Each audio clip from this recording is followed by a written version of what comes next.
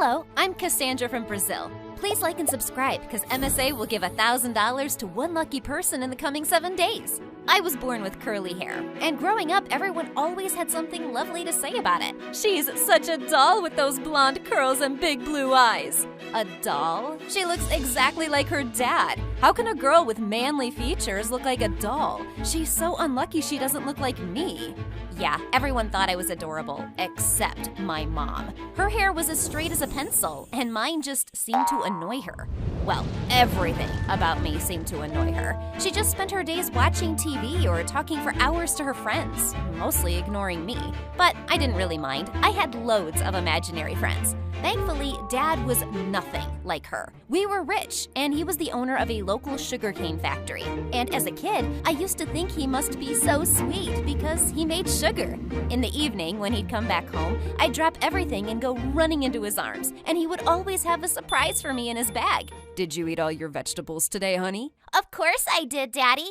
But Mom would find a way to ruin the moment. Will you stop giving her sweets? Do you want her to get chubby and have all her teeth fall out? But Dad just ignored her, and so did I. I think she was just mad that Dad loved me more than he loved her. One day, when I went with my mom to the nearby grocery store, we bumped into our neighbor and her daughter Karen, who was around my age. She was such a brat. Every time we met, she'd pull weird faces at me behind our moms' backs. But as we were leaving, she'd turn to Mom and smile at her like an angel. Bye, Auntie. It was so nice to see you.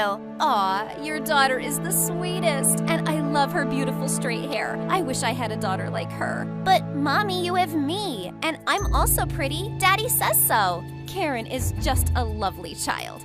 Unfortunately, Karen and I were in the same school, and because she was jealous that she wasn't the prettiest girl in class, she was always trying to mess with me. Once in 5th grade, we were at a farm for a school outing, and when the teacher wasn't looking, Karen tripped me up. I went flying face forward into a pile of cow dung.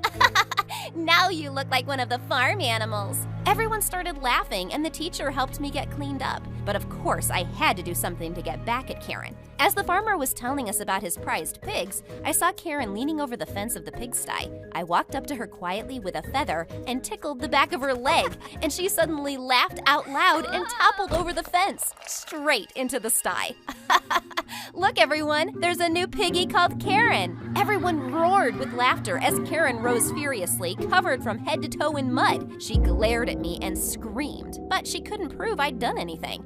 A few weeks later, it was time for our school concert, and the girls in our class had to perform a dance. The teacher put Karen and I in the front row since we knew the moves better than the rest. On the night of the concert, the performance was going really well, but suddenly Karen bumped really hard into me and knocked me right off the stage. The music stopped as everyone turned to stare at me. I jumped back onto the stage and pushed Karen furiously. We broke into a huge fight as the teachers separated us, and since everyone saw me attack her, I was banned from the performance. I saw my mom in the audience shaking her head in disappointment, and I just ran off the stage. I bumped straight into my dad in the hallway outside, and he hugged me as I cried angry tears. It wasn't my fault, Dad. She pushed me first. I know, I saw that. I'll have a talk with her parents and the principal. Don't you worry. Just then, my mom appeared from behind, fuming. You will do no such thing. Our daughter was wrong. Everyone saw her push Karen on stage. But Mom, I fell down first because she pushed. Stop making up stories and take some responsibility for your actions. Don't talk to her like that. She's just a child, and you spoil her too much. Some days I really hated my mom. She was a negative ball that rolled around my life, and if it wasn't for my dad, I don't know where I'd be.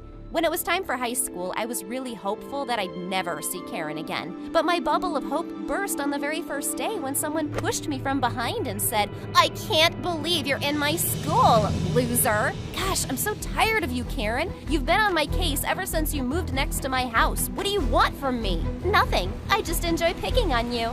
I couldn't take it any longer, so I pushed her so hard that she went flying into the dustbin. Everyone around laughed, and I kinda became popular because of that incident. Karen kept her distance after that, and luckily we didn't have any classes together, except drama club.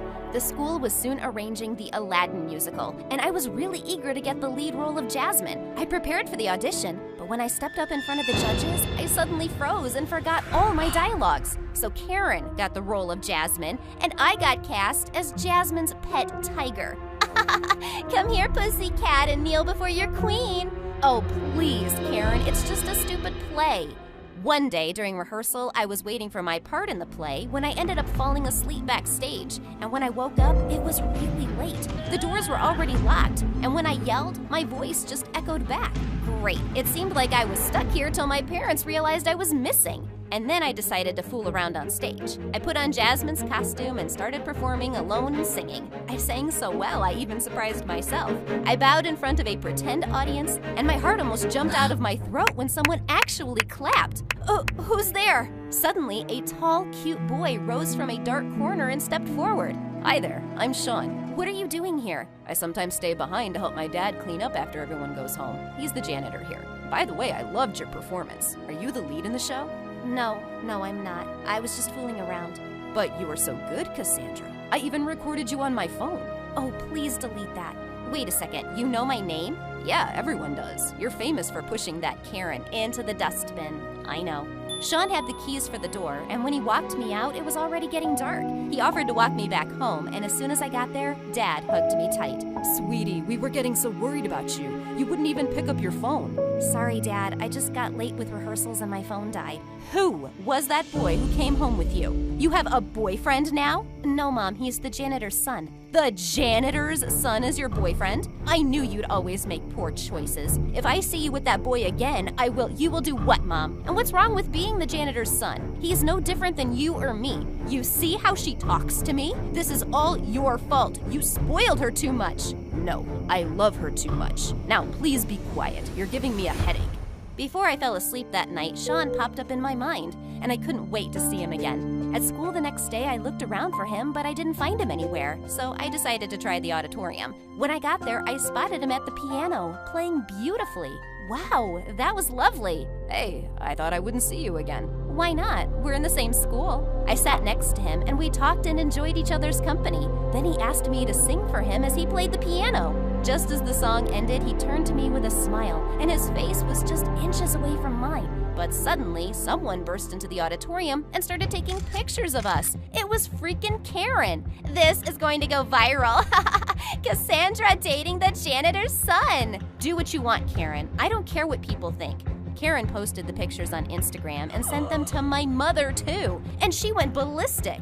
You better stop seeing this boy or I will move out of the house. It'll be a relief for me and Dad if you leave. It's not like you make us happy. Cassandra, that's not a nice thing to say to your mom. But it's true, Dad. Mom is never happy about anything.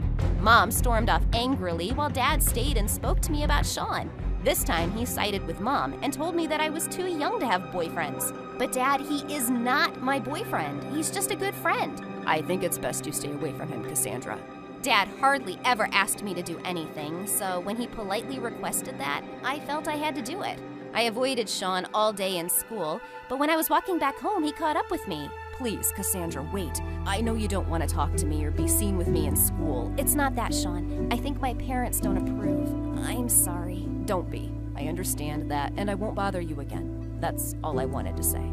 I felt bad as I watched him walk away, and I didn't want to disappoint Dad either. And after a few days, I noticed Sean had stopped coming to school. I asked the school administration about him, and they told me his dad had resigned and withdrawn Sean from the school. They had no more details of their whereabouts. Sean had left, and I hadn't even said goodbye. Even a year later, I thought of him often. And then one day, when I went to school, I saw everyone glued to their phones. And when they saw me, they came running. Hey, Cassandra, looks like your janitor boyfriend is famous now. Look, he even wrote a song for you. She showed me her phone, and I was shocked. Sean was on YouTube, dedicating his song to me. This one's for you, Cassandra. Your head of gold and your eyes so blue. The voice of an angel, believe me, it's true. From the moment we met, I already knew you were meant for me, and I'll come back for you. I was lost for words. His song melted my heart. And just then, Karen approached me. Aw, the janitor boy wrote you a song. Why don't you go find him and live happily ever after in a gutter? You're just a jealous witch. Why don't you go find yourself a boyfriend and stay away from me? Oh, I know why. Because no guy wants to date a mean girl like you. I'm sure your mom won't be too pleased about this song your lover boy wrote for you. For the love of God, go get a life, Karen. But when I got home, Karen was already with my mom playing the innocent angel and showing Mom the song. Cassandra, what's this I hear about you wanting to run after the janitor boy? Oh, is that what she told you? Don't give me that attitude. I'm your mother. If you're going to believe this witch who's bullied your daughter all her life, then I have no mother. Before Mom could yell at me, the phone suddenly rang, and her expression changed completely. She put down the receiver and said in a shaky voice, "Come, we have to go. Your dad's in the hospital." My heart almost stopped when I heard those words. My dad was my rock. If anything happened to him, I wouldn't know what to do. When we got to the hospital, the doctor told us that Dad had a small heart attack and that he needed to stay in the hospital for a few weeks. The drive home with Mom was very quiet. Then suddenly she spoke. "How about we eat out tonight?" "Without Dad? I don't feel like it." "Okay, we'll just go home then." The next day, I got up and went to school without saying anything to Mom. I just couldn't stop feeling angry at her, like I wanted to blame her for everything that was going wrong in my life. At lunch, I realized I'd forgotten to bring any lunch money because Dad always gave it to me. As I sat alone in the cafeteria watching the latest MSA episode on my phone, Karen suddenly came along with her friends. "Aw, watching MSA, babe?" "Yeah, everyone loves MSA. But you still look sad." "Aw, it looks like Cassandra's daddy didn't give her lunch money today." "Get away from me, Karen. I'm not in the mood for you." "Here, you can have some of my food." She suddenly smacked her plate of pasta on my shirt, and before I could hit her, Mom walked into the cafeteria. She'd seen what Karen did, and she was so angry that she complained to the principal, and Karen got detention for a month. "Why are you here, Mom? Is Dad okay?" "Yes, he's doing just fine. I just came to give you your lunch money." I could sense that she was trying to connect with me, so I decided to give her a chance. One day at dinner, we were eating silently when suddenly Mom started to cry. I'd never seen her shed a tear before. "What's wrong, Mom?" "Oh, I was just thinking about your dad and how hard things would be without him. I know I'm sometimes difficult with him and also with you, but it doesn't mean I don't love you both very much. You know that, right?" It was the first time I'd ever heard her say that she loved me. I took a moment to myself, then leaned forward and took her hand. "Yeah, I know, Mom, and I'm right here with you." Dad came home after some weeks, but he still needed to rest, so Mom started to go to his factory instead to oversee things. And I was amazed at how good she was at it. That's when I found out that she used to work there before she had me. I decided one day that I'd do something nice for Mom since she was working so hard. I cooked dinner and had the table all laid out by the time she got home, and she nearly cried when she saw it. "Oh, my darling, thank you so much for being the best daughter in the world." I hugged Mom, and Dad joined in too. We were finally one small, happy family.